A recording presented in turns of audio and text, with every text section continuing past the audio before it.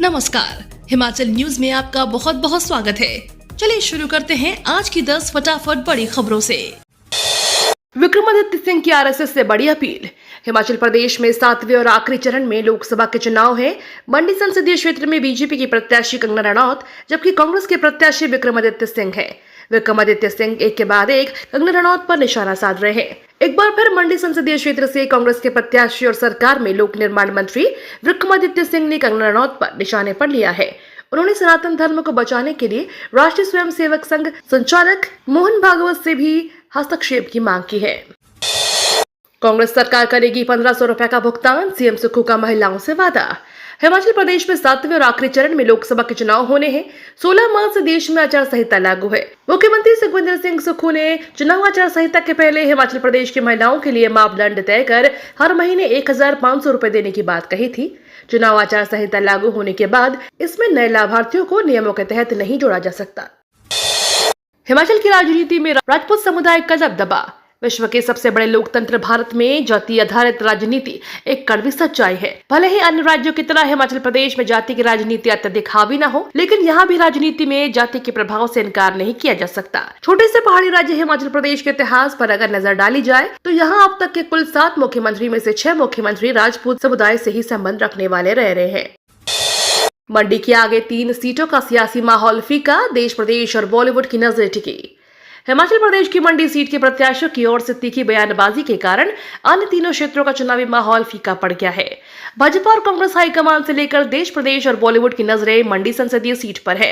भाजपा ने बॉलीवुड क्वीन कंगना रणौत और कांग्रेस ने पूर्व मुख्यमंत्री वीरभद्र सिंह के पुत्र और बुलंदशहर के राजा विक्रमादित्य सिंह पर दांव खेलकर सियासी हलचल बढ़ा दी है। इस पर मंडी संसदीय सीट पर चुनाव प्रचार सिर चढ़कर बोल रहा है। हिमाचल में कछुए की चाल से चल रही है कांग्रेस। हिमाचल में कांग्रेस की गाड़ी कछुए की स्पीड से चल रही है। लोकसभा चुनाव से लेकर बीजेपी ने न सिर्फ अपने प्रत्याशियों की घोषणा कर दी है, बल्कि धुआंधार प्रचार प्रसार से नेता और कार्यकर्ता जुट गए हैं। यहीं कांग्रेस की स्थिति यह भी है कि अभी कांगड़ा और हमीरपुर लोकसभा सीट के लिए प्रत्याशियों की घोषणा तक नहीं हुई है। हमीरपुर सीट से बीजेपी की ओर से अनुराग ठाकुर है। ऐसे में कांग्रेस यहाँ से किसी मजबूत प्रत्याशी को उतारने की सोच रही है। मंडी लोकसभा सीट को लेकर कांग्रेस में मंथन शुरू।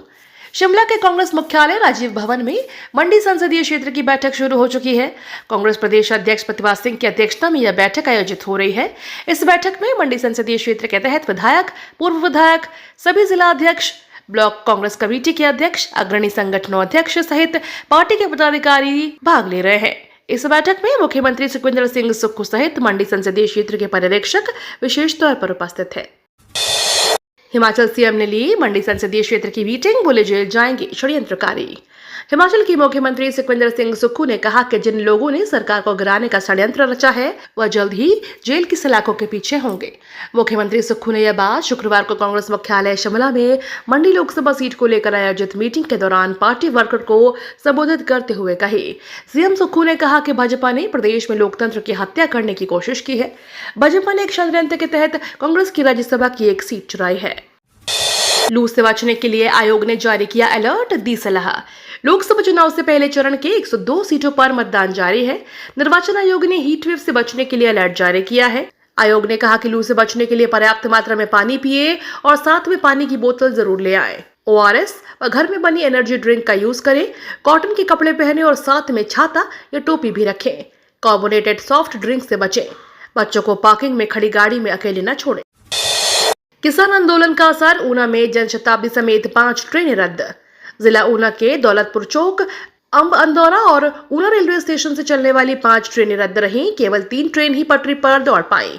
ऊना रेलवे स्टेशन पर यात्री रद्द रही ट्रेनों के संबंध में जानकारी हासिल करते नजर आए। बीते दिन वीरवार को भी ऊना से चलने वाली 3 प्रमुख ट्रेनें रद्द रही थीं। रेलवे स्टेशन ऊना के अधिकारियों की माने तो नई दिल्ली से चलने वाली सुपरफास्ट, जनशताब्दी, हिमाचल एक्सप्रेस व 3 पैसेंजर ट्रेनों के किसान आंदोलन के चलते रद्द करना पड़ा। हिमाचल में बिगड़ा मौसम, शिमला में झमाझम बारिश। पश्चिमी विक्षोभ की सक्रियता से हिमाचल प्रदेश के कई भागों में 6 दिनों तक मौसम बना रहा है। 6 दिनों तक मौसम खराब बना रहने के आसार है। मौसम विभाग ने येलो अलर्ट जारी करते हुए शुक्रवार को कई स्थानों पर झमाझम बारिश हुई। वहीं कई भागों में अंधड़ चलने से नुकसान भी हुआ है।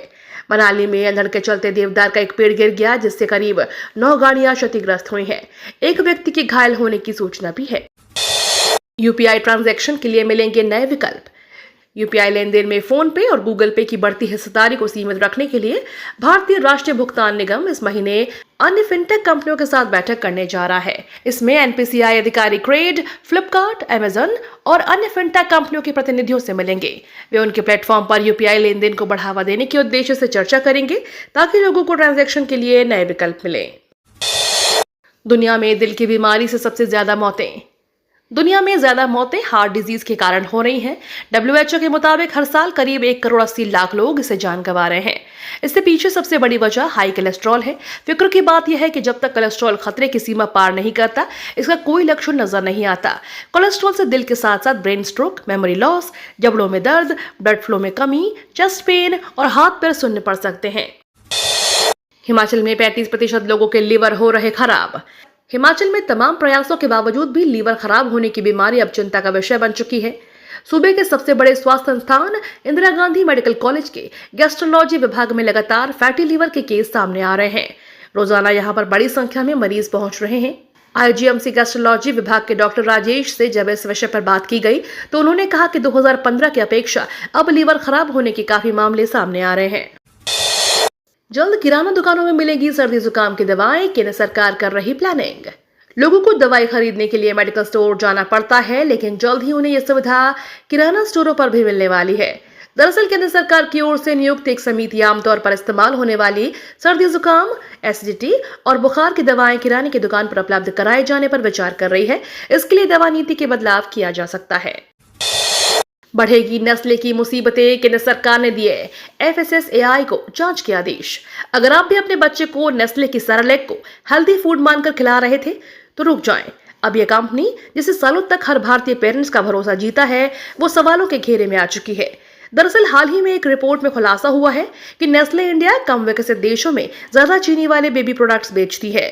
FSSAI जांच करेगी, जिससे कंपनी की मुसीबतें बढ़ गई हैं। ये तो थी आज की 10 बड़ी खबरें। डेली खबरों से अपडेट रहने के लिए चैनल को सब्सक्राइब करना बिल्कुल ना भूलें।